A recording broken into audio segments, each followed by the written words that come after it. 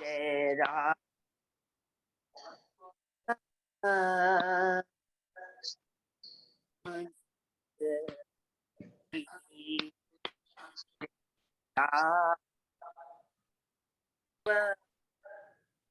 जय कुंज बिहारी जय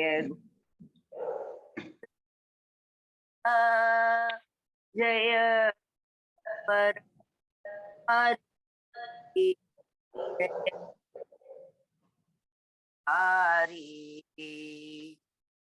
यशोदानंदन ब्रज जन रंजन यशोदानंदन ब्रज जन रंजन यमुना तीरा वनचारी यमुना तीरा वनचारी जय राधा माधव जय कुंज बिहारी हरे कृष्णा कृष्णा कृष्णा हरे हरे हरे राम राम राम हरे हरे हरे कृष्णा कृष्णा कृष्णा हरे हरे हरे राम राम राम हरे हरे हरे कृष्णा कृष्णा कृष्णा कृष्णा हरे हरे हरे राम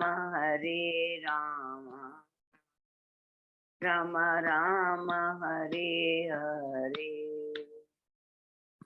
गोविंद बोलो हरि गोपाल बोलो गोविंद बोलो हरि गोपाल बोलो राधा रमन हरि गोविंद बोलो राधा रमन हरि गोविंद बोलो जय राधा माधव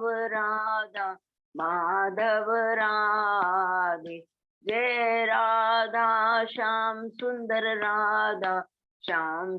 राधे जय राधा कुंज बिहारी राधे जय राधा मदन मोहन राधे जय राधा श्याम सुंदर राधे जय जगन्नाथाय बलदेवा जय सुभद्रा जय गौरानिताय जय गौरानिताय जय जय प्रभुपाद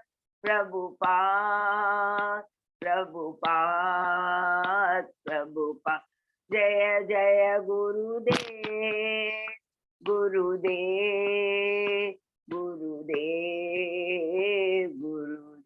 हरि नाम संकीर्तन की जय श्रीला प्रभुपाद की जय हरे कृष्णा हरि बोल हरि बोल। बहुत बहुत धन्यवाद हेमलता माता जी को सुंदर कीर्तन करने के लिए।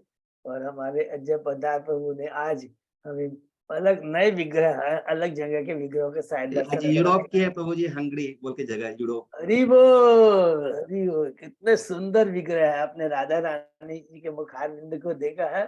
हरि बोल। हमारी पूरी चेतना में परिवर्तन है। बहुत बहुत धन्यवाद प्रभु को, अजय पदार प्रभु को और सब भक्तों को कीर्तन में भाग लेने के लिए। अभी हम लोग मंगलाचरण करते हैं।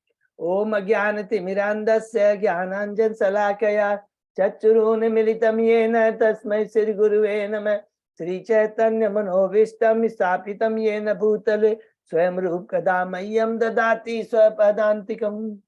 वन्देऽहं श्री गुरु श्री युगपद कमलं श्री गुरु वैष्णवांच श्री रूपं साग्रजातं सहगना रघुनाथं वितं तं सजीवं स्वातेतम सावभूतम परिजम सहितम कृष्ण चैतन्य देवम श्री राधा कृष्ण पादान सहगना ललिता श्री विशाखाभितांत च।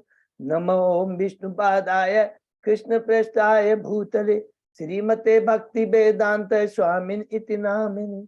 नमस्ते सारस्वती देवे गौरवाणी प्रचारिणे निर्विशेषा शून्यवादी पाश्चात्य देश तारिणे।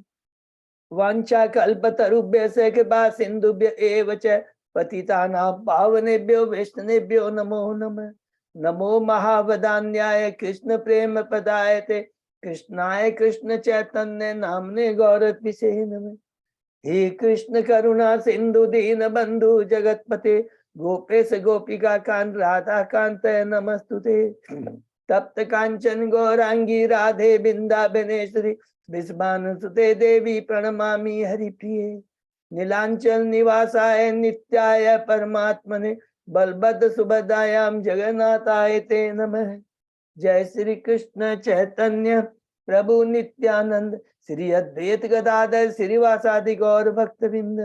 मुखम करोति वाचालम पंगुलंघे कृम यत्कृपातमहं वंदे श्री गुरु मदीनतारिणम्। परमानंद माधवम श्री चैतन्य ईश्वरम। हरे कृष्ण कृष्ण कृष्ण हरे हरे हरे राम राम राम हरे हरे। श्री श्रीमन चरण की जय, शिला प्रभुपाद की जय। हरे कृष्णा। आज के इस भागवतम चर्चा में सभी भक्तों का अभिनंदन है, स्वागत है। सभी भक्तों के चरणों में दंडवत प्रणाम है। भगवान श्री कृष्ण, राधा गोविंद, गुरु आचार्य साधु परम वैष्णव परम भागवतों की असीम कृपा से हम लोग सब लोग मिल करके श्रीमद् भागवतम की चर्चा कई दिनों से कर पा रहे हैं। अभी हम लोग कैंटो के 4 के 12वें अध्याय में है।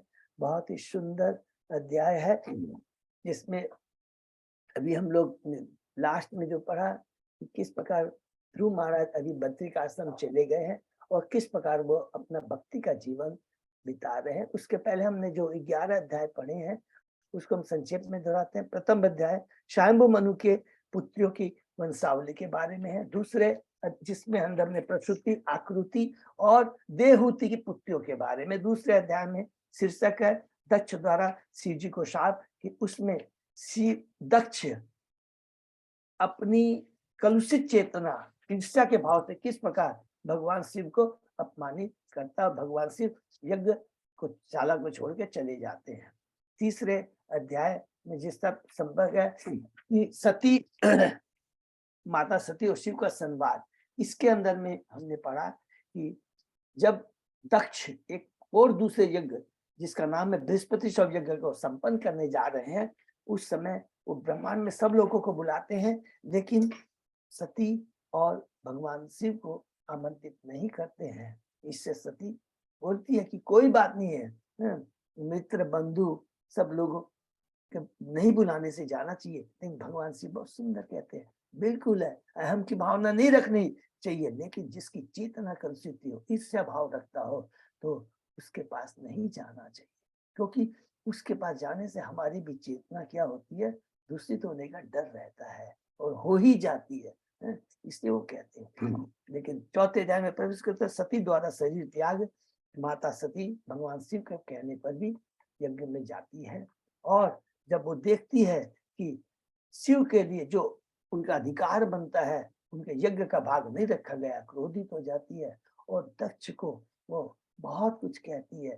पहली चीज एक सबसे इम्पोर्टेंट, परम वैष्णव के जो गुण होते हैं उसमें मान अपमान ईर्ष्या भाव नहीं रहता है।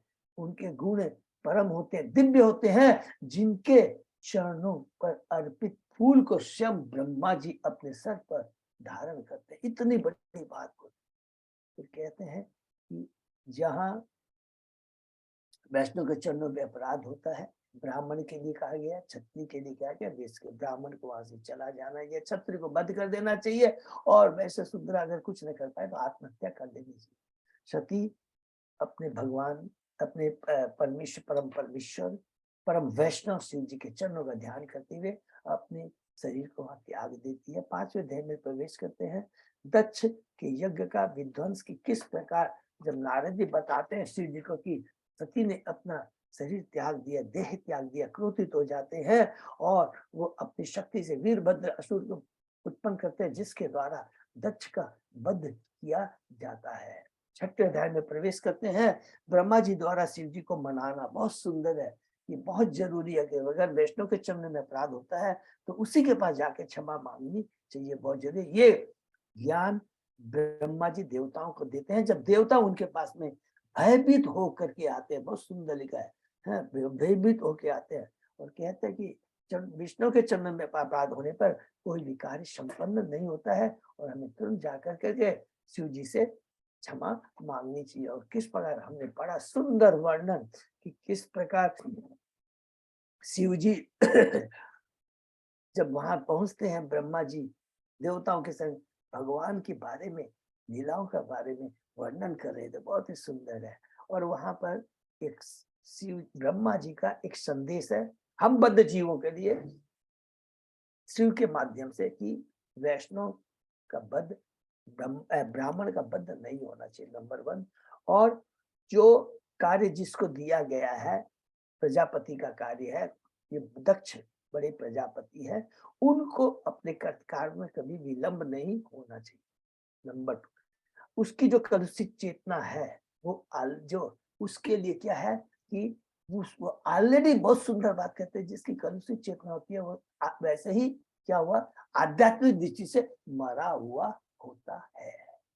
बहुत सुंदर बात है कि हमारी आध्यात्मिक जो चेतना है कृष्णमय होनी चाहिए, भौतिकता में नहीं होनी चाहिए। भौतिकता में होने से क्या होता है, भौतिक कार्य कर सकते हैं लेकिन यदि वो कार्य भगवान की सेवा में लिप्त होते हैं तो वो भौतिक नहीं रह जाते हैं।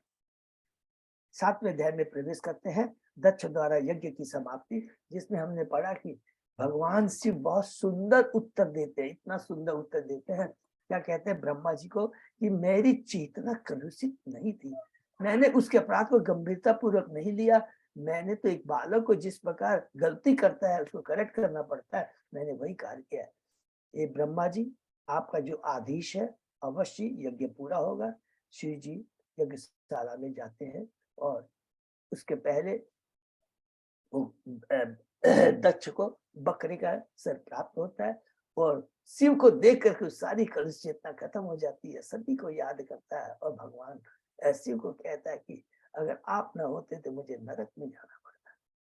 बहुत सुंदर है इस प्रकार भगवान फिर यज्ञशाला में जाते हैं, पुरोडास आहुति दी जाती है, यज्ञ संपन्न होता है, भगवान विष्णु वहां आते हैं और दक्ष को बहुत सुंदर ज्ञान देते हैं कि जो जीव, जो भक्त मेरे आदेश के अनुसार कार्य करता है उसमें मेरे में कोई फर्क नहीं, उसके मेरे आदेश में लक्ष्य में कोई फर्क नहीं होता। उन्हें एक समझना चाहिए। और दूसरी चीज है कि मैं ही एकमात्र पुरुष हूँ, बाकी सब स्त्री है, मैं सब पुरुष शक्तिमान हूँ और सब शक्तियां है।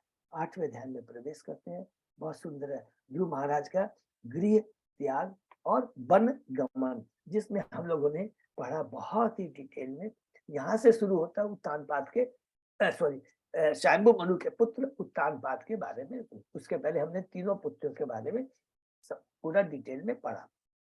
इसके अंदर में उत्तानपाद के बारे में कहने के पहले अधर्म के बारे में बताते हैं मेहता मुनि की अधर्म ने मूसा अपनी बहन से ब्याह किया और जिसका दुष्परिणाम क्या हुआ, जितने भी वंश से संतानें उत्पन्न हुई वे भी क्या थी, अधर्मी थी। बहुत जरूरी है।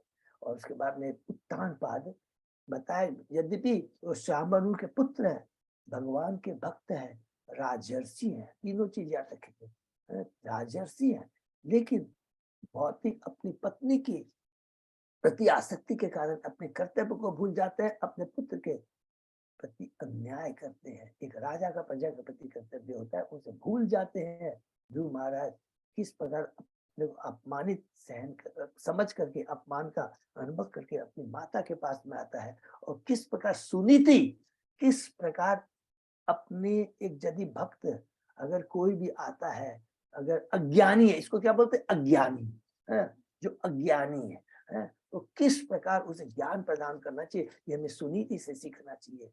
किसी की अमंगल की कामना मत करो। जो भी सुख दुख है, जो गलत कार्य करता है, भगवान सब उसको देखते हैं। तीसरा बताते हैं कि देखो सुरुचि ने तुम्हें जो बात बताई है वो सबसे इम्पोर्टेंट है। उसके अवगुणों को न देखकर उसके गुणों को बताती है, तुम्हें भगवान की भक्ति करने के लिए कहा है। बहुत सुंदर। और किस प्रकार ध्रुव महाराज अपनी माता के आदेश के अनुसार घर से निकल जाते हैं, भगवान नारद जी को भेजते हैं और नारद जी किस पर ज्ञान प्राप्त कर करके ओम नमो भगवते वासुदेव का मंत्र प्राप्त करके मधुबन में जा करके यमुना नदी में स्नान करके 5-6 महीनों तक तपस्या करके भगवान को अपने हृदय में धारण करता है। देवता घबरा जाते हैं, उनकी तपस्या को देख करके भगवान के पास आते हैं। भगवान कहते हैं ये मेरे भक्त की दिव्य शक्ति भक्ति का प्रभाव है, आपको घबराना नहीं है। और उधर में हमने पढ़ा कि किस प्रकार नारद जी उत्तान पाद को जाकर के सांत्वना देते हैं और कहते हैं तुम्हारा भक्त भगवान के संरक्षण में और बहुत ही जल्दी वो तुम्हारे घर वापस आएगा और पूरे ब्रह्मांड में तुम्हारे नाम की ख्याति बनाएगा। 9वें अध्याय में प्रवेश करते हैं ध्रुव महाराज का घर लौटना, जिसमें हमने पढ़ा कि किस प्रकार भगवान अपने गरुड़ पर सवार होकर के आते हैं और ध्रुव महाराज पर कृपा प्रदान करते हैं। ध्रुव महाराज भगवान को देखकर दंडवत प्रणाम करता है, उनको अपनी आंखों से पीता है, अपने मुंह से उनके चरणों को चूमता है। हरि भोग। और जब भगवान देखते हैं कि मेरा भक्त मुझे ग्लोरीफाई करना चाहता है लेकिन अभी वो नहीं कर पा रहा है, लेकिन इच्छा उसने व्यक्त की है, तुरंत भगवान उसके मस्तक पे अपना शंख लगा देते हैं और उसे दिव्य ज्ञान वैदिक ज्ञान की प्राप्त हो जाता है ध्रुव महाराज। और किस प्रकार भगवान को ग्लोरीफाई करता है, वो सुंदर उनका ग्लोरिफिकेशन है। सबसे बड़ा तो ये कहता है कि भगवान का बद्ध जीवों का और भगवान से क्या संबंध है। मेरी जो भौतिक चेतना जो कलुषित थी अब शुद्ध हो गई है। और कहते हैं कि भक्तों का संग बहुत जरूरी है, उसी से भक्ति बढ़ती है, बिना भक्तों के संग भक्ति नहीं बढ़ सकती है। बार बार एक ही याद आता, कच्चे आम और पक्का आम का उदाहरण बहुत सुंदर दिया है। जैसे हम एक बार भक्ति में बढ़ते हैं, भले ही वो कच्चे आम की तरह, ये देखिए ये जो चीज है ना, इसको हमेशा सब जगह के लिए भक्ति कभी विनष्ट नहीं होती है। हो सकता है कि प्रारब्ध के चलते कुछ कारण के चलते भक्ति कभी रुक जाती है, लेकिन विनष्ट नहीं होती है। और धीरे धीरे बढ़ के जैसे जैसे भक्ति बढ़ती जाती है, जैसे आम पकता जाता है उसमें स्वाद बढ़ता जाता है, वैसे ही स्वाद बढ़ता जाता है।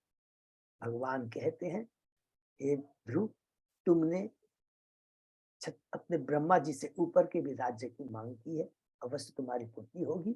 36,000 वर्षों तक तुम ध्रुव लोक में राज करोगे, उसके बाद में मेरे धाम को वापस आओ। भगवान चले जाते हैं, ध्रुव महाराज को खुशी नहीं होती है। 2 कारण से खुशी नहीं होती। देखिए जब भगवान की भक्त की चेतना शुद्ध हो जाती है, वो 2 चीज सोचता है। पहला क्या, मैंने अपने गुरु के आदेश का पालन। नंबर 2, इतना मनुष्य जीवन प्राप्त करके मैंने भौतिक इच्छाएं व्यक्त की। ये 2 इंपॉर्टेंट बहुत इच्छाएं उनके पश्चाताप में सब मिलती है। उसके बाद में हमने पढ़ा किस प्रकार वो घर वापस आते हैं, धूमधाम से उनका स्वागत होता है। और अंत में जब उत्तानपाद देखते हैं कि मेरा बेटा राज्य को संभालने के योग्य हो जाता है, तो सब कुछ छोड़ करके वो जंगल में चले जाते हैं। तो देखिए यहाँ से भी पता लगता है ना, उत्तानपाद भी परम भक्त है। नहीं तो अगर उनको आसक्ति होती तो वो राज्य से चिपके हुए रहते। इसलिए कभी भी हमको तुरंत ये कंक्लूजन पर नहीं पहुंचना चाहिए, अरे उत्तानपाद जैसा आदमी भी नहीं। ये वो अपने आचरण के माध्यम से हम भक्तों को बताते हैं, हम बस बद्ध जीवों को बताते हैं कि भौतिक आसक्ति माया कितनी प्रबल है।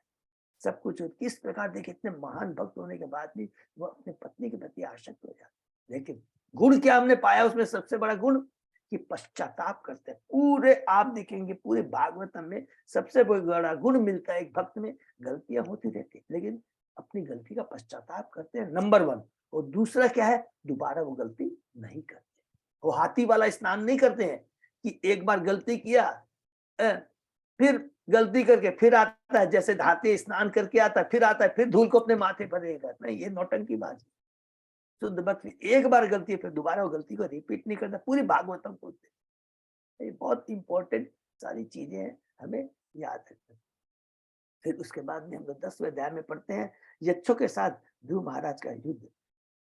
उत्तानपाद के चले जाने के बाद ध्रुव महाराज राजसिंहासन पर बैठते हैं, उनका ब्याह होता है शिशुमार की पुत्री भ्रमी के संग। 2 पुत्र होते हैं, कल्प और वत्स, दूसरी पत्नी ईला से उनका एक पुत्री और उत्कल नामक उनका एक पुत्र होता है। और जब उनको पता लगता है कि उसके भाई को यक्षों ने मार दिया है, जो जंगल में गए थे, क्रोधित हो जाते हैं और स्वयं जाकर के यक्षों से युद्ध करते हैं। लेकिन जब युद्ध में उन लोग यक्षों को हराते हैं, यक्ष मायावी है, बहुत सुंदर है। यहाँ पर है ये भौतिक जगत की माया बहुत प्रबल है। उस इंसिडेंट से ये समझ में आता है माया बहुत प्रबल है। कभी भी एक सेकंड भी विश्वास नहीं करना चाहिए, एक सेकंड भी विश्वास नहीं है। और उनसे बचने के लिए, माया से बचने के लिए हमारे पास कवच, रक्षा का जो कवच है एकमात्र क्या है? हरिनाम की ध्वनि और भक्तों का संग, और भक्तों के संग में रह करके भगवान के नाम गुणगान का स्मरण, ये बहुत इंपॉर्टेंट। तुरंत जब वो माया में भ्रमित हो जाते हैं, तुरंत मुनि आते हैं और उन्हें कहते हैं कि अरे, हम 11वें ध्यान में प्रवेश करते हैं और कहते हैं अरे तुम्हारे पास में तो नारायण कवच है, उसका यूज करना चाहिए। वो नारायण कवच, नारायण वाण, सॉरी, नारायण वाण को नारायण निर्मित वाण को वो ध्रुव महाराज यूज करते हैं, सारे यक्षों को मार देते हैं। लेकिन जब वो देखते हैं कि वो सारे यक्षों को मार रहा है, तो तुरंत स्वयंभू मन, देखिए हर जगह याद रखेंगे, एक एक चीज का बहुत इंपॉर्टेंट हम रिपीट करेंगे। जब भी भक्त के गलती करता है, सदैव भगवान तैयार रहते हैं। वो मायावी भ्रमित होते हैं, मुनि आ जाते हैं, और जैसे ही वो देखते हैं कि और क्रोधित हो रहे हैं ज्यादा, वो अपने जो नहीं करना चाहिए, तुरंत स्वयंभू मनु को भेज देते हैं भगवान। स्वयंभू मनु आते हैं, अरे क्रोध नहीं करना चाहिए, निर्दोषों को नहीं मारना चाहिए, धर्म और अधर्म के नियमों को हमें जानना है। तुमको ये नहीं सोचना कि अब तुम्हारे प्रति, तुम्हारी उत्तम के प्रति कोई ईर्ष्या, सबको मालूम हो गया है, और तुम तो भगवान के परम भक्त हो। तुम्हारा उद्देश्य क्या है? भगवान को प्रसन्न करना, अपनी इंद्रिय तृप्ति को प्रसन्न, अपनी इंद्रिय तृप्ति के लिए कार्य नहीं करना है, भगवान की तृप्ति के लिए करना है, भगवान की भक्ति के लिए कार्य करना है। और भगवान को प्रसन्न करना ही ये परम लक्ष्य है, और यही भक्ति योग का रहस्य है। बहुत सुंदर सुंदर बातें कहते हैं। और करने के बाद में, उसके बाद में हमने अंत में पढ़ा, बहुत ही सुंदर है कि ध्रुव महाराज अपना क्रोध को त्याग देते हैं। कहते हैं कि क्रोध का, लास्ट में हमने जो पढ़ा बहुत इंपॉर्टेंट पढ़ा, क्या? क्रोध का वेग आत्मभोग के मार्ग में सबसे बड़ा शत्रु है। और इस क्रोध को कैसे दबा सकते हैं? दूसरा हमको पॉइंट मिला कि केवल श्रवण के माध्यम से, जितना अच्छा श्रवण होगा, हरि नाम का जप होगा, उतना ही हमारी भक्ति बढ़ेगी, और इंद्रियां जो हमारे को बस में कर लेती है, हम उसको बस में कर सकते हैं। और एकमात्र श्रवण, भगवान का श्रवण, लिखा है प्रभुपाद ने, ये राम बाण का काम करता है। और अंत में कहते हैं देखो, तुमने ये काम किया, अच्छा नहीं किया, इससे क्या हो गया? कुबेर नाराज हो गए हैं, माने तुमने नाराज किया है, वो बताते हैं। अब हम लोग 12वें अध्याय में प्रवेश करते हैं, बहुत ही सुंदर है। विदुर जी कहते हैं कि जब ध्रुव महाराज का क्रोध शांत हो गया, उन्होंने यक्षों का वध बंद कर दिया है, तुरंत धनपति कुबेर आते हैं। बहुत सुंदर बात है, एक एक में दिव्य ज्ञान है। तो क्या कहते हैं, देखो, भगवान की इच्छा के बिना पत्ता नहीं हिलता है। अगर आध्यात्मिक दृष्टि से देखा जाए, न तो तुमने यक्षों को मारा है, और न यक्षों ने तुम्हारे भाई को मारा है। मैं और तुम की यह मिथ्या भावना ही अविद्या की उपज है। अतः तुम अपने आप को भगवान की भक्ति में प्रवृत्त करो, क्योंकि वे ही सांसारिक बंधन से छुटकारा दिला सकते हैं, और कोई दूसरा नहीं दिला सकता। देखिए, ये कुबेर बोल रहे हैं, और बिना हिचक के तुम्हें जो वरदान चाहिए मुझसे मांग लो।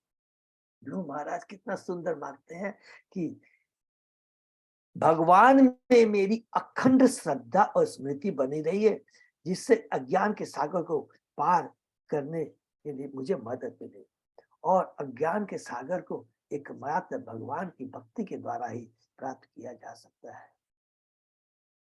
फिर कहते हैं कि कुबेर ने ध्रुव महाराज को प्रस्ताव मन चाह वरदान दिया, और वे ध्रुव महाराज ध्रुव के सामने से फिर अंतर्धान हो जाते हैं। यहाँ पर प्रभुपाद जी बहुत अच्छी बात कहते हैं। क्या बोलते हैं देवताओं से वर मांगने में कोई दोष नहीं है, लेकिन क्या मांगना चाहिए ये जरूर याद रखना चाहिए। धन संपत्ति नहीं, क्या है, उनसे भगवान की भक्ति मांगना चाहिए। इसका मतलब क्या हुआ, जो भी भगवान का भक्त है उसके पास जाके छोटा बड़ा हमको नहीं देखना, अरे ये तो देवता है, मैं तो भगवान का दर्शन कर चुका हूँ, देवता तो उनके अंडर में, उनसे क्यों मांगू, नहीं। जो छोटा या बड़ा अगर वो भगवान की भक्ति कर रहा है, सदैव उसे एक ही चीज करना चाहिए, प्रभु मेरे लिए भगवान से प्रार्थना कीजिए। ये बहुत अच्छी बात है। और जब हम ऐसे करते हैं तो भक्त बहुत दयालु होता है, कृपालु होता है। तुरंत कहता है, प्रभु आप तो वैसे ही बहुत बड़े भक्त हैं, लेकिन मैं भी भगवान से प्रार्थना करूंगा कि आपकी भक्ति बढ़े, लेकिन मेरे लिए भी आप प्रार्थना कीजिए कि मैं भी भक्ति में। तो एक दूसरे से है, ददाति प्रति गृह्णाति, तो बहुत इंपॉर्टेंट चीज है। और फिर कहा था कि जिस प्रकार गोपियों ने भी कात्यायनी का व्रत किया, ध्रुव महाराज ने, फिर हमने पढ़ा कि वापस चले आते हैं, बहुत सारे यज्ञ करते हैं, और जो भी जो यज्ञ किया है वो भगवान की तुष्टि के लिए किया है। और हमेशा हमें सारे यज्ञ कौन से करने चाहिए, भगवान की तुष्टि के लिए करना चाहिए, अदरवाइज वो बंधन का कारण होता है। 30 अध्याय का 9वां यज्ञार्थ कर्म अन्यत्र कर्म बंधन है, ये बहुत इंपॉर्टेंट है। अर्थात यज्ञ जरूरी है, एक उद्देश्य क्या होना चाहिए।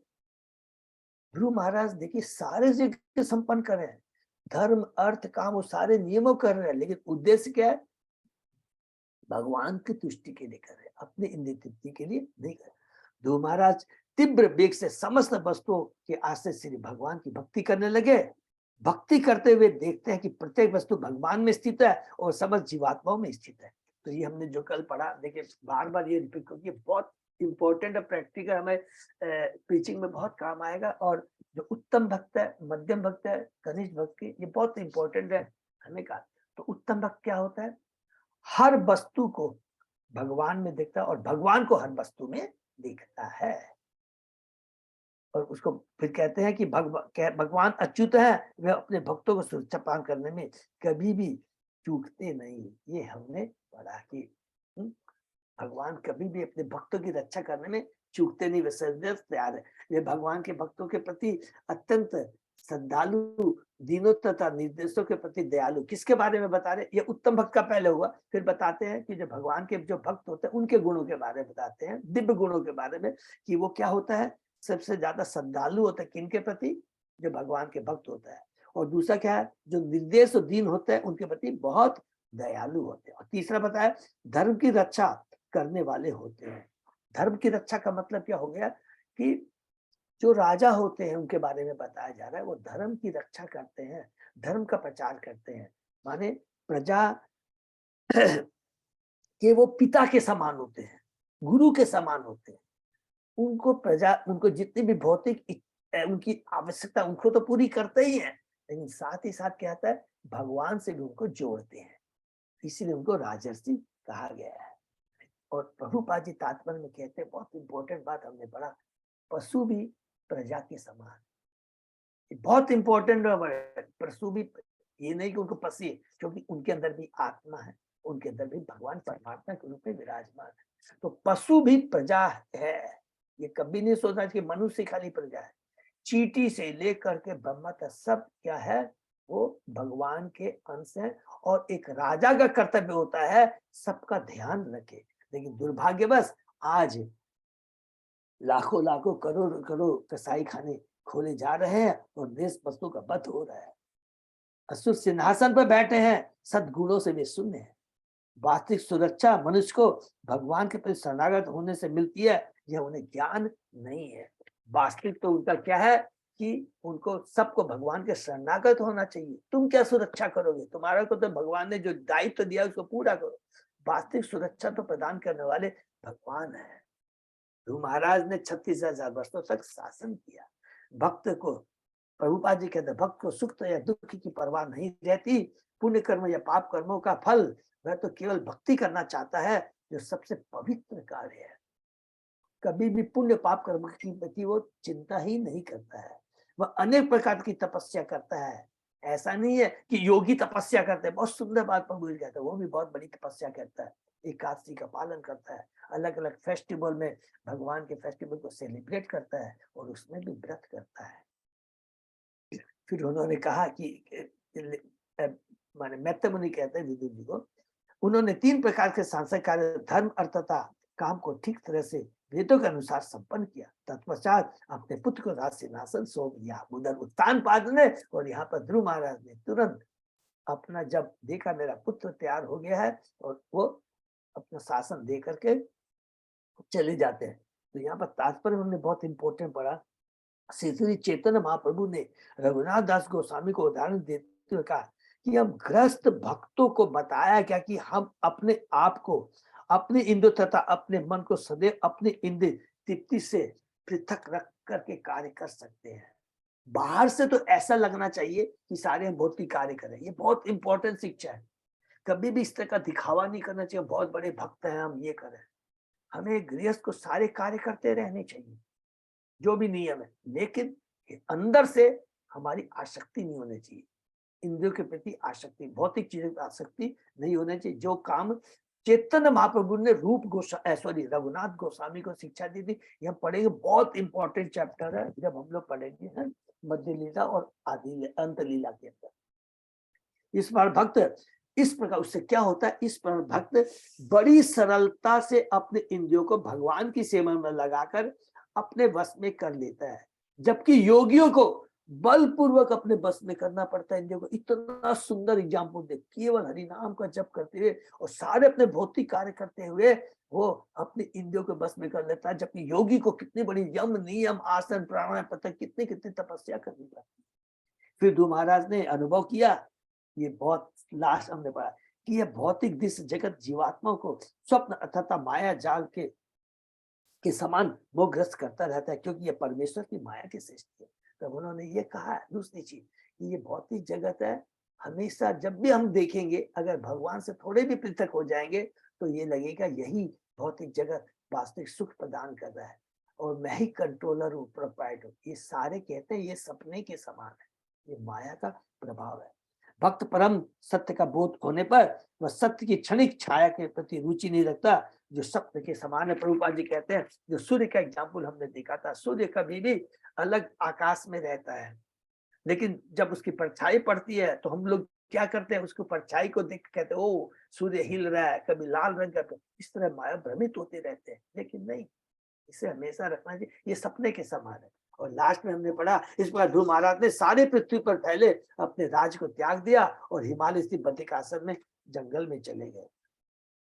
तात्पर्य में हमने पढ़ा, बहुत इंपॉर्टेंट कल पढ़ा, प्रभुपाद जी कहते हैं जीवन की पूर्णता अर्थात शाश्वत भगवान की भक्ति, भगवान का धाम, शाश्वत दिव्य आनंद केवल भक्ति से ही प्राप्त कर सकते हैं। यदि कोई भक्ति का अंशतांश भी पूरा करके अपरिपक्व अवस्था में भ्रष्ट हो जाता है, तब भी वह उस मनुष्य से कई गुना श्रेष्ठ है जो इस जगत के सकाम कर्मों में लगातार लगा रहता है। हरि बोल। इसका सबको समझ में आ गया होगा ना। नेहाभिम क्रम नासु प्रत्यवातो ने, भगवान की थोड़ी भी हम भक्ति करते हैं उसका फल शाश्वत फल मिलता है। अगर हमारी भक्ति अपरिपक्व अवस्था में कच्चे आम की तरफ मिल जाए तो समझ लीजिए कभी हम लोग भ्रमित भी हो जाते हैं, रुक जाती है। गीता के 6ठे अध्याय में सबको याद है ना कि अगर हमारी भक्ति पूर्ण नहीं होती है तो हम लोग च्युत हो जाते हैं। फिर भी उसको क्या मिलता है, अगले जन्म में धनवान घर के जन्म में जन्म मिलता है और सारी सुविधाएं उसको मिलती है, बचपन से वो भक्ति कर पाता है। भक्ति कभी विनष्ट नहीं होती, ये बहुत इंपॉर्टेंट पॉइंट है। उसके विपरीत हम जितना भी भौतिक कार्य कर ले, जितना भी परोपकार का काम कर लिए, जितना भी यश प्राप्त कर ले, मैंने ये किया, वो सब जीरो है। तो ये रूपा जी बताते हैं, यहाँ तक हमने पढ़ा, उसके आगे आज हम लोग पढ़ते हैं। ओम नमो भगवते वासुदेवाय, ओम नमो भगवते वासुदेवाय, ओम नमो भगवते वासुदेवाय। नारायण नमस्कृत्य नरं चैव नरोत्तमं देवी सरस्वती व्यासं ततो जयम् उदीरयेत्। नष्टायसु अभद्रेषु नित्यं भागवत सेवया भगवती उत्तम श्लोके भक्ति भवति नैष्ठिकी। कृष्णाय वासुदेवाय देवकी नंदनाय च नंद गोप कुमाराय गोविंदाय नमो नमः। आराधयो भगवान ब्रजेश तनय ततदाम वृंदावनम रमया काचित उपासना गजवधूवर्गेण्य कल्पिता श्रीमद्भागवतम प्रमाणम अमलम प्रेमापुमर्तो महान श्री चैतन्य महाप्रभो मतमिदं तत आदरो न पर। हरे कृष्ण कृष्ण कृष्ण हरे हरे हरे राम राम राम हरे हरे। कैंटो 4 अध्याय 12 श्लोक नंबर 70 16 की 70 प्रभु 17 प्रभु 70 70 ओके 70 थैंक यू। तस्याम विशुद्ध करण शिव वार्विगाय बद्ध्वा आसनम जीत मरुत मनसा आयत अक्षय स्थूले ददार भगवत प्रतिरूपे एतत् ध्यायन् तत् अव्यवहितो व्यसृजत समाधो। बद्रिकासन में ध्रुव महाराज की इंद्रियां पूर्णतः शुद्ध हो गई, क्योंकि वे स्वच्छ शुद्ध जल में नियमित रूप से स्नान करते थे। वे आसन पर स्थित हो गए और फिर उन्होंने योग क्रिया से श्वास तथा प्राण वायु को वश में किया। इस पर उन्होंने इंद्रियों को पूर्णतः समेट लिया। तब उन्होंने अपने मन को भगवान की अर्चा वृत्ति के रूप में केंद्रित किया, जो भगवान का असली प्रतिरूप है, और इस प्रकार से उनका ध्यान करते हुए पूर्ण समाधि में प्रविष्ट हो गए। यहाँ पर अष्टांग योग पद्धति का वर्णन हुआ है, जिसके ध्रुव महाराज पहले से अभ्यस्त थे। हरि बोल। अष्टांग योग किसी फैशनेबल शहर में अभ्यास करने के लिए नहीं बना था, अतः ध्रुव महाराज बद्रिकाश्रम गए और एकांत स्थान में योगाभ्यास करने लगे। उन्होंने अपना मन अर्चा विग्रह पर केंद्रित किया, जो परमेश्वर का सही प्रतिनिधित्व करता है, और इस प्रकार इस विग्रह का निरंतर चिंतन करते हुए समाधि में लीन हो गए। अर्चा विग्रह की पूजा मूर्ति पूजा नहीं है। अर्चा विग्रह तो भक्तों को ग्राह्य भगवान का अवतार है। अर्चा विग्रह बहुत इंपॉर्टेंट, सब याद रखें, क्योंकि उसमें क्या है, प्राण प्रतिष्ठा होती है। उसको साधारण मूर्ति नहीं समझना चाहिए, वो भगवान से अभिन्न है, ठीक है ना। अतः भक्तगण मंदिर में भगवान की सेवा अर्चा विग्रह रूप में करते हैं, जो स्थूल पदार्थ तथा पत्थर धातु काष्ठ रंग का बना स्वरूप है। ये सभी पदार्थ स्थूल तथा भौतिक प्रतीक है। चूंकि भक्तजन पूजा के विधि का पालन करते हैं, अतः वहां पर भौतिक रूप में होते हुए भी भगवान अपने आदि आत्म रूप से अभिन्न रहते हैं। इसको अंडरलाइन कर लेंगे। उनके रूप को, उसको भले ही वो मिट्टी का, धातु का, मार्बल का, लकड़ी का, किसी का भी बना हो, उसे भौतिक नहीं समझना चाहिए। इस प्रकार भक्त को जीवन का चरम लक्ष्य प्राप्त होता है, अर्थात वह भगवान के विचार में डूबा रहता है। यह भगवान का निरंतर विचार है, जिसकी संतुति भगवत गीता में मनुष्य को सर्वोच्च योगी बनाता है। योगी नाम अपनी सर्वेशाम है, सर्वोच्च योगी वही बनाता है। भक्ति हरो भगवती प्रवाहन अजरसम आनंद वाष्पकलया मुहुर अद्यमान विक्लिद्यमान हृदय पुलक अचित अंगो न आत्मानम असमरत अशो इति मुक्त लिंग। हरि बोल। दिव्य ज्ञान के कारण उनके नेत्रों से सशस्त्र अश्रु प्रवाह होने लगा। हरि बोल। उनका हृदय द्रवित हो उठा और पूरे शरीर में प्रकंप तथा रोमांच आया। भक्ति की समाधि में पहुंचने से ध्रुव महाराज अपने शारीरिक अस्तित्व को पुनः भूल गए और तुरंत ही भौतिक बंधन से मुक्त हो गए। निरंतर भक्ति में लगे रहने से, जैसा कि नवदा भक्ति में संतुष्ट है, भक्त के शरीर में विभिन्न लक्षण प्रकट होते हैं। ये 8 शारीरिक भाव, जिनसे पता चलता है कि भक्त भीतर से मुक्त हो चुका है, अष्ट आत्मिक विकार कहलाते हैं। जब भक्त को अपने शरीर की शुद्धि नहीं रह जाती, तो समझना चाहिए कि वह मुक्त हो गया है। वह शरीर में बद्ध नहीं है, इसको अंडरलाइन किया, वह शरीर में बद्ध नहीं है, वो अभी भौतिक शरीर से ऊपर उठ गया है। भौतिक शरीर से ऊपर उठ गया है। यहाँ पर उदाहरण दिया जा सकता है, जब नारियल पूरी तरह, बहुत इंपॉर्टेंट एग्जाम्पल है ये, बहुत हमें को काम आएगा। जब नारियल पूरी तरह सूख जाता है, तो बाह्य खोल से भीतर की गरी विलग हो जाती है। हिलाने में पता चलता है कि गरी भारी कोष या छिलके से लगी नहीं है। इसी प्रकार जब कोई भक्ति में पूर्णतः लीन हो जाता है, तो सूक्ष्म तथा स्थूल शरीर से सर्वथा विलग हो जाता है। ध्रुव महाराज को यह अवस्था निरंतर भक्ति करते रहने से प्राप्त हो चुकी है। उन्हें पहले की महाभागवत कहा गया है। पहले भी क्योंकि जब तक कोई महाभागवत अर्थात उच्च कोटि का भक्त नहीं बन जाता, तब तक ये लक्षण प्रकट नहीं होते। भगवान चैतन्य में ये समस्त लक्षण प्रकट थे। आदि लीला में हम जो पढ़ेंगे, कि जब देखे कि लास्ट 12 साल तक चैतन्य महाप्रभु थे, केवल 2 जनों 3 जनों से मिलते थे। उस समय मेनली रामानंद और स्वरूप दामोदर उनके संग में रहते थे। तो बहुत सुंदर वो दिव्य भगवान की उसमें लीला है कि किस तरह उनमें जो लक्षण प्रकट, दिव्य भक्ति के लक्षण प्रकट होते थे, दिव्य महाभागवत के क्या लक्षण होते हैं, उसका बहुत सुंदर वर्णन है। भगवान चैतन्य में ये समस्त लक्षण प्रकट थे, ठाकुर हरिदास में भी ये प्रकट थे, और ऐसे अनेक भक्त हैं जिनमें लक्षण प्रकट रहते हैं। ये बनावटी नहीं होते जो आजकल के लोग करते हैं। अरे मेरे में तो ये आ गई, मेरे में तो ये आ गई है, कि ये आ गया, इस तरह का ये करते रहते हैं ना, है? तो ये सब क्या है कि बनावटी नहीं होती। वरन जब कोई सचमुच आगे बढ़ जाता है तो ये लक्षण प्रकट होता है। उस समय ये समझना चाहिए कि भक्त भौतिक रूप से मुक्त हो गया है। निसंदेह भक्ति करते ही मुक्ति का मार्ग खुल जाता है। जिस प्रकार पेड़ से तोड़ा गया नारियल तुरंत सूखने लगता है, गरी को खोल से विलक होने से कुछ समय अवश्य लगता है। कितनी बड़ी बात है। 1 मिनट खाली डिस्कस करेंगे। हम जो नारियल देखते हैं जो हरा रहता है, उसको हिलाते हैं तो कुछ अंदर से कोई हिल रहा नहीं होता है। क्यों? कि हम लोग चिपके रहते हैं, हमारी आसक्ति रहती है, बहुत ही जगह से आसक्ति। लेकिन जब जैसे जैसे वो पुराना होता जाता है, सूखता जाता है, सूखता जाता है, जब पूरा सूख जाता है तो अंदर का वो नारियल पूरा अलग हो जाता है। हम जब बजाते हैं उसको तो अलग से वो बजता है। उसी को हम धीरे धीरे भक्ति करते करते करते क्या होगा, हमारी भक्ति जब परिपक्व हो जाएगी तो हमारी उस नारियल की तरह हो जाएंगे कि अर्थात बहुत ही डिटैच हो जाएंगे, टोटली भौतिक आसक्ति, भौतिक संबंधों और भौतिक संपत्ति सबसे हम लोग डिटैच हो जाएंगे। भौतिक जगत में है, उस नारियल के अंदर में ही है, लेकिन वो टोटली डिटैच हो चुका है। उसे हम भौतिक जगत में है लेकिन भौतिक चेतन प्रति कोई आसक्ति नहीं। ये बहुत सुंदर एग्जाम्पल। इस श्लोक एक महत्वपूर्ण शब्द आया मुक्त लिंग, जिसका अर्थ है मुक्त सूक्ष्म शरीर। जब मनुष्य मरता है तो वह स्थूल देह को त्याग देता है। मन पृथ्वी अग्नि जल वायु आकाश 5 तत्वों से बना, किंतु मन बुद्धि तो अहंकार का सूक्ष्म शरीर उसे नवीन देह है में ले जाता है। इस देह में रहकर वही सूक्ष्म देह मनुष्य को मानसिक विकास के कारण जीवन की एक अवस्था से दूसरे में ले जाता है। उस समय हमारी जो मन चेतना रहती है, जिस तरह की चेतना रहती है, जिस तरह हमारे कर्म रहते हैं और जिस तरह का हमारा कर्म के चलते स्वभाव बनता है, बहुत इंपॉर्टेंट है।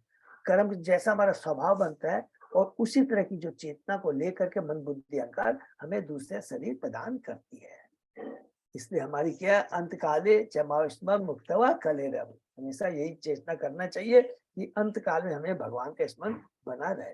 छोटे शिशु की मानसिक दशा बालक से भिन्न होती है और बालक की तरुण से तथा तरुण की वृद्ध पुरुष से भिन्न होती है। अतः मृत्यु के समय देहों का परिवर्तन सूक्ष्म देह के कारण होता है। मन बुद्धि तथा अहंकार आत्मा को एक स्थूल देह से दूसरे में ले जाते हैं। यह आत्मा का देहांतर कहलाता है।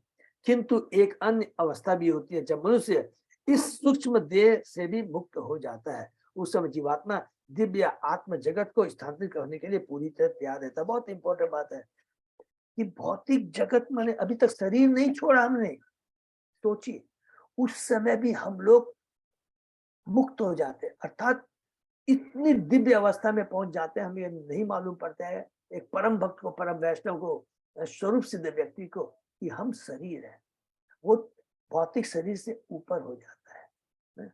तो यही अवस्था ध्रुव महाराज की। तो 2 चीज समझ में आ गया, जब हमारा शरीर हम छोड़ते हैं उस समय मन बुद्धि अहंकार उस शरीर को छोड़कर दूसरे शरीर में हमें ले जाता है। और यहाँ पर कहते हैं उस शरीर में ही रहते हुए वो क्या होता है कि मुक्त हो जाता है, अर्थात वो अपने को भौतिक शरीर के प्रति कोई सूध नहीं रहती है। ध्रुव महाराज के शारीरिक लक्षणों के वर्णन से पता चलता है कि वे आत्म जगत हरि बोल वैकुंठ धाम में स्थानांतरित होने के लिए पूर्णतः उपयुक्त थे। हम दैनिक जीवन तक में सूक्ष्म तथा स्थूल शरीर का अंतर पाते हैं। स्वप्न में मनुष्य का यह देह बिस्तर पर पड़ा रहता है, किंतु सूक्ष्म देह आत्मा जीवात्मा को दूसरे लोक में ले जाता है, किंतु स्थूल देह को बनाए रखने के लिए सूक्ष्म देह वापस चला आता है और स्थूल देह में पुनः बच जाता है। सपना का बता रहे हैं। अतः मनुष्य को सूक्ष्म देह से भी स्वतंत्र होना पड़ता है। यह स्वतंत्रता मुक्त लिंग कहलाती है। सूक्ष्म देह से भी स्वतंत्र होना पड़ता है। हरि बोल। हम जब, क्योंकि ये भी भौतिक है, सबको एकदम माने सब मास्टर है, फिर भी याद रखें मन पृथ्वी अग्नि जल वायु आकाश मन बुद्धि अहंकार, ठीक है ना। ये आठों क्या है, ये भौतिक है। और जब हम इस भौतिक जगत में रहते हैं तो पहले हम क्या करते हैं, ये पांचों से हमको मुक्ति मिलती है, जो ये शरीर बना हुआ है पृथ्वी अग्नि जल वायु। लेकिन मन बुद्धि अहंकार है, ये हमारी चेतना को, हमारे स्वभाव को लेकर के दूसरे शरीर को प्रदान करते, नंबर 2। लेकिन जैसे हम इस भौतिक जगत को छोड़ते हैं उस समय ये मन बुद्धि अहंकार भी यही रह जाता है, ठीक है। हम भगवान के धाम जाते हैं, केवल हमारा दिव्य शरीर होता है और ये मन बुद्धि अहंकार भी नहीं रहते, उसमें कोई भी लेस मात्र मन बुद्धि अहंकार का स्थान नहीं रहता है। सददर्श विमानाग्रयम नभशो अवतरत ध्रुव विभ्राजयत दस दिशो राकापतिम इव उद्दितम। जो ही उनकी मुक्ति के लक्षण प्रकट, उन्होंने आकाश से नीचे उतरते हुए अत्यंत सुंदर विमान को देखा, मानो तेजस्वी पूर्ण चंद्रमा दसों दिशाओं का आलोकित करते हुए नीचे आ रहा। हरि बोल। अर्जित ज्ञान कई प्रकार का होता है, यथा प्रत्यक्ष ज्ञान, अधिकारियों से प्राप्त ज्ञान, दिव्य ज्ञान, इंद्रियातीत ज्ञान तथा आत्मज्ञान। जब मनुष्य अवरोही विधि से ज्ञान प्राप्त करने की अवस्था को लांघ जाता है तो वह दिव्य ज्ञान को प्राप्त हो जाता है। ध्रुव महाराज देहात्म बुद्धि से मुक्त होकर दिव्य ज्ञान को प्राप्त थी, अतः वे दिव्य विमान को देख सकते थे जो पूर्ण चंद्रमा के समान प्रकाशमान था। प्रत्यक्ष या अप्रत्यक्ष ज्ञान से ऐसा कर पाना संभव नहीं है। ऐसा ज्ञान तो भगवान की कृपा से प्राप्त होता है, किंतु भक्ति या कृष्ण क्रमता ग्रस्त करने से मनुष्य ज्ञान के इस पद को प्राप्त कर सकता है। हरि बोल। हमें ऊपर की, सबको ये हम लोग ने पढ़ा है ना, मेरे ख्याल से ईशोपनिषद में है या उपदेशामृत में है, मैं थोड़ा कंफ्यूज हो रहा हूँ। हमें जो भगवान से जो ज्ञान मिलता है वो दिव्य ज्ञान है, वही हमें उनसे लेना चाहिए। नीचे से जो ऊपर जाता है वो क्या है, क्यों उसमें क्या है, कलुषिता रहती है। क्यों? क्योंकि मनुष्य की इंद्रिया अपूर्ण है। अगर हम अपने ज्ञान को बिना भगवान के अलावा, भगवान के प्रमाणिक गुरु के अलावा किसी दूसरे सोर्स से प्राप्त करते जाएंगे तो याद रखेंगे, पहले ने से कुछ मिला उसमें कुछ गड़बड़ है, फिर दूसरे ने बोला उसमें और गड़बड़ है, तो अल्टीमेटली हमारा ज्ञान टोटली क्या हो जाएगा, दूषित हो जाएगा। इसलिए हमें दिव्य ज्ञान, जो कि भगवान ने ब्रह्मा जी को, ब्रह्मा जी ने नारद जी को, नारद जी व्यासदेव जी को दिया, तो हमें क्रम से उस विधि से ज्ञान प्राप्त करना चाहिए। तत्रानुदेव परभवो चतु, तत्रानुदेव प्रवरो चतुर्भुजो श्यामो किशोरो अरुण अंबुज इक्षणु स्थितो अवस्थभ्य गदाम सुवाससो किरीटहारा अंगद चारु कुंडलो। ध्रुव महाराज ने विमान में भगवान विष्णु के दो अत्यंत सुंदर पार्षदों को देखा। उनके 4 भुजाएं थी और श्याम रंग की शारीरिक कांति थी। वे अत्यंत तरुण थे और उनके नेत्र लाल कमल पुष्पों के समान थे। वे हाथों में धारण किए थे और उनकी वेशभूषा अत्यंत आकर्षक थी। वे मुकुट धारण किए थे और हार बाजूबंद तथा कुंडल से सुशोभित। विष्णु लोक के वासी भगवान विष्णु के समान शारीरिक लक्षण वाले होते हैं। 4 भुजा माने वैकुंठ लोक की बात कर रहे अपने हैं। वैकुंठ लोक में जितने भी हैं वो क्या 4 भुजा वाले होते हैं। वे भी गदा, शंख, कमल तथा चक्र धारण करते हैं। इस श्लोक में स्पष्ट कहा कि उनके 4 हाथ थे और वे सुंदर वस्त्रों से आभूषित थे। उनके शारीरिक अलंकरण का वर्णन विष्णु से मेल खाता था। तो सबको वैसे मालूम तो है, फिर भी जस्ट डिस्कस करते हैं। वैकुंठ लोक में भगवान विष्णु है और जितने भी जो उनके जो भक्त है, पार्षद है, वो भी 4 भुजा। खाली एक ही फर्क रहता है, क्या? वत्स चिन्ह। जो भगवान के वत्स चिन्ह होता है वो औरों में नहीं होता है, ठीक है ना, यही फर्क है।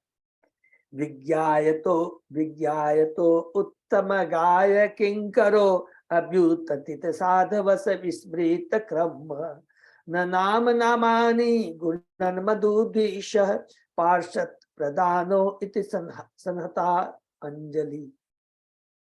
या देख करके ये असाधारण पुरुष से भगवान के प्रत्यक्ष दास है, ध्रुव महाराज उठ खड़े हुए, किंतु हड़बड़ाहट में जल्दी के कारण वे उचित रीति से उनका स्वागत करना भूल गए। अतः उन्होंने हाथ जोड़कर केवल नमस्कार किया और भगवान के पवित्र नामों की महिमा का जप करने लगे। हरि बोल। भगवान के पवित्र नाम का जप हर तरह से उत्तम होता है। जब ध्रुव महाराज ने 4 भुजाओं वाले तथा सुवेश वाले विष्णु दूतों को देखा तो वे जान गए कि ये कौन थे, किंतु कुछ समय के लिए वे चकरा गए। किंतु फिर भगवान के पवित्र नाम अर्थात हरे कृष्ण मंत्र का जप करके वे अकस्मात प्रकट होने वाले अतिथियों को प्रसन्न कर सके। यद्यपि विष्णु को या उनके पार्षदों को प्रसन्न करने की विधि किसी को ज्ञात नहीं है, फिर भी यदि निष्ठापूर्वक केवल उनके नाम का जप किया जाए तो सब कुछ ठीक हो जाता है। हरि बोल। हरि नाम में ये शक्ति है। अतः भक्त चाहे संकट हो अथवा सुख, हरे कृष्ण मंत्र का निरंतर जप करता है। जब वह संकट में होता है तो तुरंत उससे छूट जाता है, और जब महामंत्र के जप द्वारा भगवान विष्णु या उनके पार्षदों का दर्शन करता है तो भगवान को प्रसन्न करता है। हरि बोल।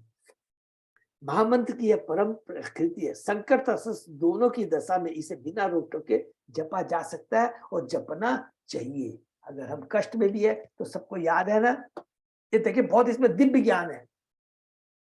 जब हमको कष्ट होगा, हरि नाम का जप करेंगे तो कष्ट सहने की शक्ति आ जाएगी। जब हमारे पास में सुख है तब हरि नाम का जप करेंगे तो हमारी आसक्ति उसमें नहीं रहेगी। ये बहुत इंपॉर्टेंट चीज है हरि नाम। अगर मेरे पास इतना सुख है लेकिन जैसे हरि नाम करेंगे तुरंत मति चेंज हो जाएगी। नहीं, ये भी क्या है, टेम्परेरी है। जैसे दुख टेम्परेरी, ये भी टेम्परेरी है। इसलिए भगवान का नाम ही एकमात्र रामबाण दमा जो हमारी चेतना को हमेशा दिव्य स्तर पे रखता है। ठीक है ना। तम कृष्ण पाद अभिनिविष्ट चेतसम बद्धांजलिं प्रशय नम्र कंदरम सुनंदनंदो उपसृत स्मितम प्रत्युचतु पुष्कर नाभ सम्मतो। हरि बोल। ध्रुव महाराज भगवान श्री कृष्ण के चरण कमलों के चिंतन में सदैव लीन रहते थे। उनका हृदय कृष्ण से पूरित था। जब परमेश्वर के जो निजी दास जिनके नाम सुनंद तथा नंद थे, चतुष्कुमारों में ये 2 जन हैं, हंसते हुए उनके पास प्रस्ताव पहुंचे तो ध्रुव महाराज हाथ जोड़कर नम्रता पूर्वक सिर नीचा किए हुए खड़े हो गए। तो उन्होंने इस प्रकार से संबोधित किया।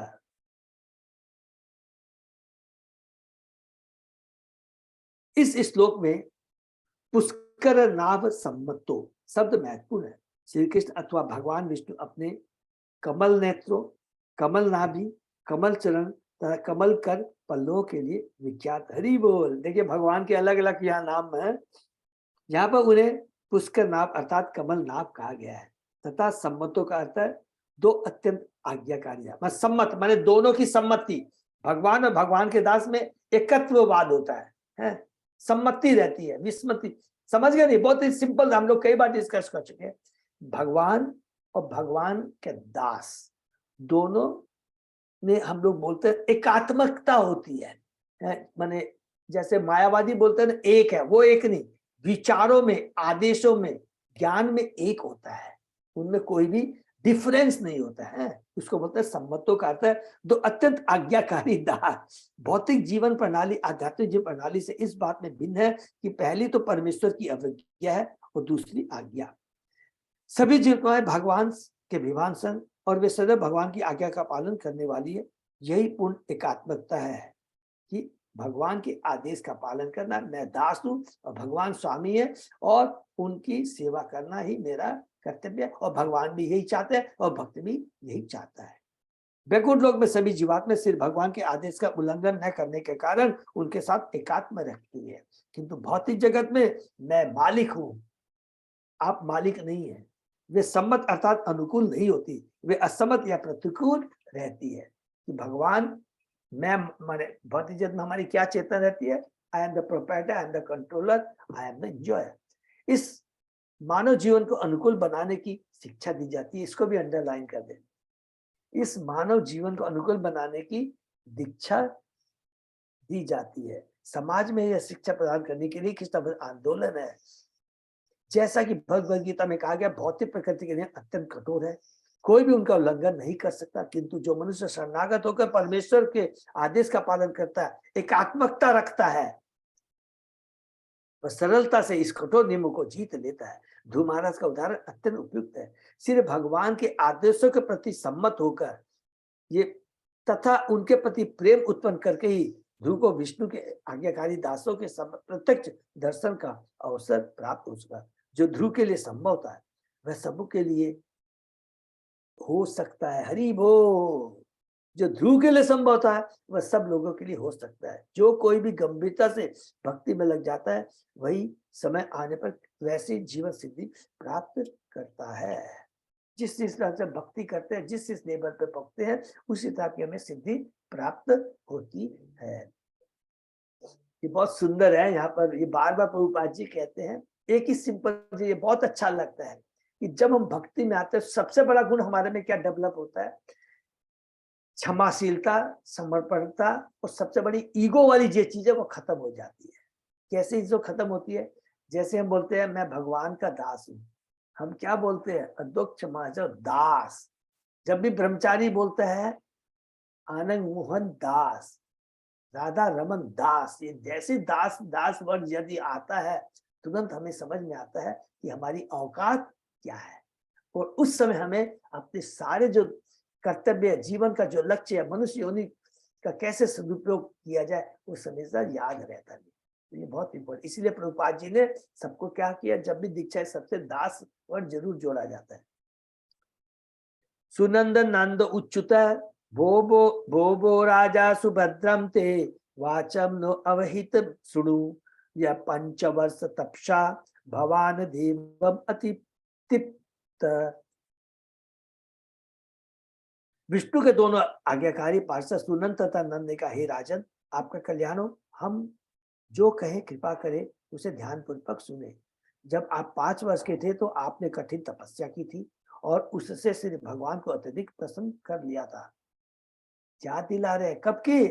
अभी 36,000 वर्ष तक उन्होंने शासन पूरा कर लिया। देखिए, सोचिए, अब जब 5 साल के थे तब याद दिला रहे हैं। जो ध्रुव महाराज ने किया था वह सबों के लिए संभव है। किसी भी 5 वर्ष के बालक को शिक्षित किया जा सकता है और कुछ भी काल में उसे श्री कृष्ण चेतना का भाव हो सकता है। दुर्भाग्यवश ऐसी शिक्षा का विश्व भर में अभाव है।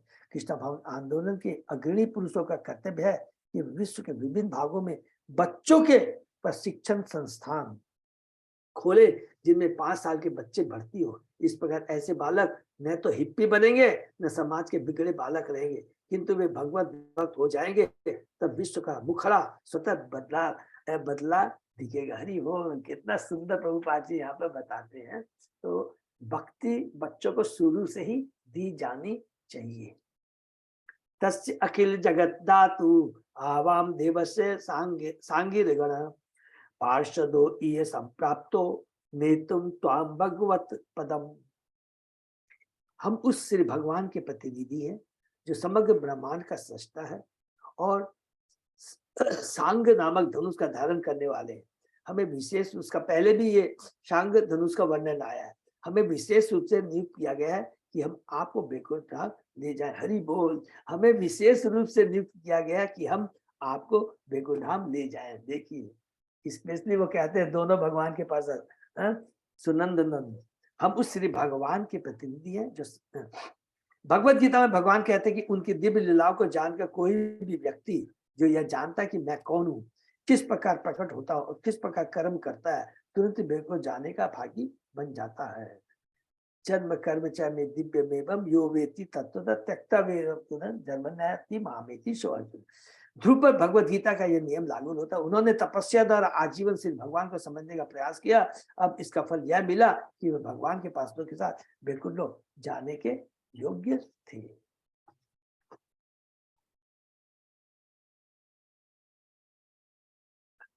अजय प्रभु आगे पढ़ूं या यहीं पर स्टॉप करना है? एक श्लोक कर सकते हैं प्रभु जी। ओके प्रभु। सुदुर्जयम विष्णु पदम जितम त्वया यत् सूर्यो अप्राप्य वीक्षते परम आतिष्ठ तत् चंद्र दिवाकराद्यो ग्रह छत्तारा पर्यंत दक्षिणम। विष्णु लोक को प्राप्त कर पाना अत्यंत कठिन है। किंतु आपने अपनी तपस्या से उसे जीत लिया है। बड़े बड़े ऋषि तथा देवता भी इस पद को प्राप्त नहीं कर पाते। परमधाम विष्णु लोक के दर्शन करने के लिए ही सूर्य, चंद्रमा तथा ग्रह, अन्य ग्रह, तारे, चंद्रमय नक्षत्र तथा सौर मंडल उसकी परिक्रमा करते हैं। कृपा आइए, वहां जाने के लिए आपका स्वागत है। इस भौतिक जगत में भी तथाकथित वैज्ञानिक, दार्शनिक, चिंतक वैकुंठ तक जाने के लिए प्रयत्नशील है, किंतु वे वहां कभी नहीं जा सकते। इसको अंडरलाइन कर, जिंदगी में कभी नहीं जा सकते। किंतु भक्त भक्ति करते हुए न केवल वैकुंठ को जा सकता है, परम वहां जाकर आनंद ज्ञान का शाश्वत जीवन बिताता है। श्री कृष्ण भावनामृत आंदोलन इतना शक्तिमान है कि जीवन के नियमों का पालन करते हुए तथा भगवत प्रेम उत्पन्न करके कोई भी भगवान के धाम वापस जा सकता है। इसके साक्षात प्रमाण ध्रुव महाराज है। जहाँ विज्ञानी जन चंद्रमा में जाकर वहां रुकने तथा रहने में असफल है, वही भक्त अन्य लोकों की यात्रा कर सकता है और अंत में भगवान के धाम जाता है। भक्तों को अन्य लोकों को देखने में रुचि नहीं होती, हरि बोल, किंतु भगवान के धाम जाते हुए इन समस्त लोगों को देखते हुए पार करते हैं। जिस प्रकार की दूर जाने वाला हाथी अनेक छोटे छोटे स्टेशनों को पार करता जाता है। हरि बोल, इसको अंडरलाइन कर लेंगे, हरि बोल। देखिए कितना बढ़िया बात, ये हम लोग यहाँ पर विराम देते हैं। सबसे इंपॉर्टेंट आज हम लोगों ने पहले भी कल भी जो हमने पढ़ा था, सबसे इंपॉर्टेंट चीज क्या है कि गृहस्थ जीवन में रहते हुए, जब राजा हो चाहे जिस तरह भी हम अपने गृहस्थ के बाद, सबसे बड़ी बात, कितनी सुंदर बात की है, सारी भौतिक कार्य करते हुए, सब कुछ करते हुए बाहरी रूप से ऐसा लगेगा कि आप सारे जो भौतिक कार्य कर रहे हैं बहुत जरूरी है। ये किस लिए जरूरी है?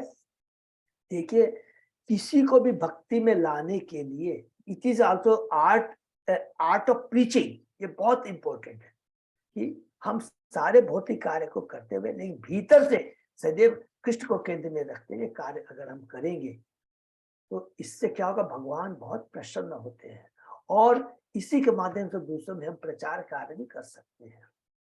ये बहुत इंपॉर्टेंट है। और दूसरी बात क्या कहते हैं कि जो भगवान का भक्त रहता है, यहाँ पर बोलता है, जैसे जैसे वो भक्ति में जाता रहता है, भौतिक जगत में जितने भी चकाचौंध वाली चीजें दिखाई देती है वो उसके प्रति अनासक्त हो अपने आप हो जाता है। अरे इस भौतिक जगत की तो बात छोड़िए, जब वो बैकुंठ लोक या गोलोक धाम जाता रहता है तो बीच में वो बताते हैं, कितना सुंदर बताते हैं। माने बोलने का मतलब है कि भौतिक जगत के जितने भी उच्च लोक है, भूलोक, भूवर लोक, यम, जन लोक, तम लोक, महत लोक, स्वर्ग, जो भी है, उसके बाद में लास्ट में ब्रह्मलोक या सत्यलोक को भी पार करते हुए जाता है। लेकिन ऐसे नहीं बोलता थोड़ा एक बार रुक के तो देख लूं, कोई आसक्ति नहीं रहती है, क्योंकि उसके एकमात्र उसकी जो चेतना किसमें रहती है, भगवान के ध्यान में रहते हैं कि कैसे जल्दी से जाके भगवान के धाम का दर्शन करके और वहां पर भगवान की सेवा में अपने को नियुक्त कर सकूं। हरे कृष्णा। और ये 100% सही बात है। इस तरह की चेतना इस भौतिक जगत में रहते हुए हम लोग, बहुत लोग कर रहे हैं, फील करते हैं। बहुत में परिवर्तन आया कि हमारी पहले कितनी आसक्ति थी, है? हम खुद अपना ओन असेसमेंट कर सकते हैं और अभी हमारे में कितना चेंज आया है। यही भक्ति करने का प्रभाव है। हरे कृष्णा। किसी का कोई प्रश्न? हाँ प्रभु जी, हरे कृष्णा। हाँ बोलिए प्रभु। ऐसा तो आपने बताया कि 4 पार्षद जब वहाँ पर आ गए थे, दो पार्षद जब आए 2 पार्षद, हाँ प्रभु, उनकी भी 4 भुजाएं थी, हाँ प्रभु। था। अगर आपने बताया कि भगवान के उसमें एक विशेषता है, वो क्या विशेषता बताई? आपने क्या विशेषता बताई उनमें, भगवान में? तो जो वत्स चिन्ह होता है ना, भगवान वत्स चिन्ह याद है ना, उनके भगवान के हृदय पे जो वत्स चिन्ह होता है, भक्त चिन्ह, वत्स वत्स चिन्ह। हाँ, आपने हमेशा पढ़ा, जब भी भगवान आते हैं तो उनके वत्स चिन्ह होता है, याद है ना? वो लक्ष्मी देवी का पाँव का चिन्ह है। हाँ, लक्ष्मी देवी का वो क्या बताया आपने प्रभु? पाँव का चिन्ह है। समझे प्रभु? केवल यही रहता है पवन कुमार प्रभु, और बाकी सब लोगों में क्या है, 4 भुजाएं रहते हैं, शंख चक्र गदा पद्म चारों रहता है, लेकिन वत्स चिन्ह नहीं रहता, क्योंकि लक्ष्मी जी सदैव विष्णु के हृदय में यहीं पर विराजमान रहती है। ठीक है ना? हरे कृष्ण। हरे कृष्ण। बहुत सुंदर है ये। देखिए ये आप बोलेंगे प्रभु इसमें आप बार, क्योंकि हमारे 100% ध्रुव महाराज का चरित्र 100 पूरा एकदम 100% हमारे ऊपर एप्लीकेबल है। और प्रभुपाद जी बार बार बोलते हैं, क्या बात बोलते हैं प्रभुपाद जी, हम भी ऐसा कर सकते हैं। प्रभुपाद जी कोई हवा में बात नहीं करते हैं, कि हम भी ऐसा कर सकते हैं। देखिए, और हमें ये ऐसा नहीं सोचना है, हमको सिंपली क्या करना है, बहुत ज्यादा महत्व माने भक्ति में भी वर्ड महत्वाकांक्षी वर्ड यूज नहीं करना चाहिए। हमको खाली गुरु के आदेश का पालन करना चाहिए। हमको ये नहीं देखते हमारी उम्र कितनी है, हमको ये नहीं देखता कि हमने पहले कितने गलत कार्य किए, हमको ये नहीं सोचता कि मैं उसके लिए लायक नहीं हूँ, ये कभी नहीं सोचना है। भक्ति भगवान ने कहा है, चाहे अनपढ़ हो, चाहे धन नहीं हो, चाहे कोई क्वालिफिकेशन नहीं हो, कोई सुंदरता नहीं हो, कुछ भी नहीं है, सब कोई कर सकता है। नंबर 1, चाहे वो मैं चंडाल के घर में जन्म दिया हूँ, चाहे वैश्य के घर में जन्म दिया हो, चाहे शूद्र के या क्षत्रिय के या ब्राह्मण, कोई भी किसी वर्ण आश्रम में किसी भी अवस्था में कर सकता है। यह है भक्ति की सबसे बड़ी सुलभता, माने प्लस पॉइंट, ये कर सकते हैं। लेकिन करना क्या है, इसको करना है। और कैसे करना है, बहुत सिंपल, बार बार पूरी भागवतम में अंत में क्या है, और जितने भी भगवान के दर्शन हुए भक्तों को एक ही बात का है कि मुझे भक्तों का संग मिलता रहे, ये सबसे हर जगह आप पूरा देख लीजिएगा। प्रहलाद महाराज को देख लीजिए, ध्रुव महाराज को देख लीजिए, पृथु महाराज को देख लीजिए, परीक्षित महाराज, सब लोगों ने भक्तों का संग मांगा है, क्योंकि उनको दिव्य ज्ञान है क्या कि माया बहुत ही क्या है, मायावी है, किसी समय भी हमें धोखा दे सकती है। तो ये चीज रोज याद करेंगे तो क्या हमारी सुमति बनी रहेगी, इसलिए रोज याद करते हैं। हरे कृष्ण प्रभु। हरे कृष्ण। चैतन्य देव हमेशा एक गदाधर पंडित से ध्रुव चरित्र और प्रहलाद चरित्र सुनते थे। हरि बोल, बिल्कुल ये सुनते थे। और चेतन महाप्रभु हमेशा गदाधर पंडित से भागवतम सुनते थे, और भागवतम में यही चीज आती थी, आदि चीज है हमेशा। ये बहुत इंपॉर्टेंट है, तो भागवतम बहुत इंपॉर्टेंट, इसको सुनते रहेंगे ना। इसमें देखिए एक लीलाओं का है, तत्व ज्ञान भी है, लीला भी है, दोनों ही है जो हम लोगों को दरकार है। हरे कृष्णा। हरे कृष्णा। प्रभु जी, लक्ष्मी जी का चरण का चिन्ह है कि भृगु महाराज का, जब वो अरे नहीं नहीं नहीं नहीं माता जी, नहीं नहीं नहीं, वो दूसरी लीला अलग से बताएंगे। भृगु महाराज वो जब टाइम है परीक्षा लेने गए थे, वो दूसरा चीज है, वो परीक्षा लेने के लिए गए थे कि कौन ब्रह्मा विष्णु महेश तीनों में कौन महान। चिन्ह लक्ष्मी जी का ही है, लक्ष्मी जी का है माता जी, ठीक है ना। हरे कृष्णा। हरे कृष्ण। यही पर हम लोग यही पर हम लोग विराम देते हैं। और अजय पोदार प्रभु कोई भी कुछ अनाउंसमेंट तो बताएंगे। 2 दिन रह गए हैं हमारे पुष्प अभिषेक के लिए, तो थोड़ा सा पुष्प अभिषेक में प्लीज सब लोग आइएगा। बहुत मंदिर से, सीडीसी से, बीपी बोर्ड से आ रहा है, आएंगे। और जो कोई लोग सेवा भी कुछ करना चाहें तो मेरे को बता सकते हैं। अजय पोदार को बताते हैं, सेवा फेस्टिवल कमेटी के मेंबर है। वॉलंटियर सेवा लग सकती है, अगर कोई इंटरेस्टेड हो तो वॉलंटियर सेवा लग सकती है तो आ सकते हैं। रंजीत प्रभु, मन्नू प्रभु, जो भी जिनकी इच्छा हो तो प्लीज। कौ बजे जाना होगा प्रभु? प्रभु रहेगा क्राउड कंट्रोल के साथ 6 बजे से 6 बजे से रहेगा। सब लोग जाएंगे, बहुत सुंदर अभिषेक होता है, तो उसमें जाएंगे, ठीक है। नंबर 2, हम लोग और आधा मिनट लोग, हम लोग जो पानीहाटी में जा रहे हैं, तो प्लीज सब लोग अपना, जैसे हमें हमारे संतोष माता जी ने पूरा डिटेल दे दिया है, और भी जो लोग जाना चाहे तो लिस्ट दे देंगे प्लीज, है। तो उसके हिसाब से क्या ना कि हमारे गोपाल चांदगपतु और संगीता राधे देवी श्री माता जी को वहां पर बोलने में सुविधा होगी, क्योंकि प्रसाद का अरेंजमेंट वहां करना है। नंबर 1। नंबर 2, मैं भूल जाता हूँ, मैं अपने व्हाट्सएप ग्रुप में देना। नंबर 2, कौन अपने बस में जाना चाहेगा और कौन they will use their own vehicle, या जो भी ऑन अरेंजमेंट बाई ट्रेन से जाना चाहते हैं या बस, वो जरूर बता दे। तो क्योंकि बस भी बहुत उस समय सकता कि बस नहीं मिले, तो ये प्लीज आजकल के अंदर में सब अपने अपने लीडर्स को जरूर बता देंगे, और लीडर्स हमारे जगन्नाथ कोर कमेटी में पोस्ट कर देंगे, तो वहां से इसी के अंदर में सारा पूरा डिटेल एक जगह मिल जाती है, ठीक है ना। प्लीज 1-2 हरे कृष्ण। हरे कृष्ण। प्रभु जी समय टाइम क्या रहेगा, टाइम बताइए ना। टाइमिंग मैं गोपाल प्रभु से राधे देवी माता से बात करके बताऊंगा। और मोटामोटी अच्छा हुआ है। और उसमें डोनेशन जैसे कि प्रसादम का रहेगा, और कोई खास नहीं, प्रसादम का और कुछ वहां दक्षिणा देंगे जो मंदिर में, तो मिला करके समझ लीजिए 300 रुपए के आसपास है, 250 से 300 रुपए, प्लस जो बस से जाना चाहेंगे वो बस है, अर्थात 500 रुपया मैक्सिमम रहेगा those who want to go by bus, ठीक है, अदरवाइज 300 रुपया। तो ये हरे कृष्णा, ये ध्यान रखिए।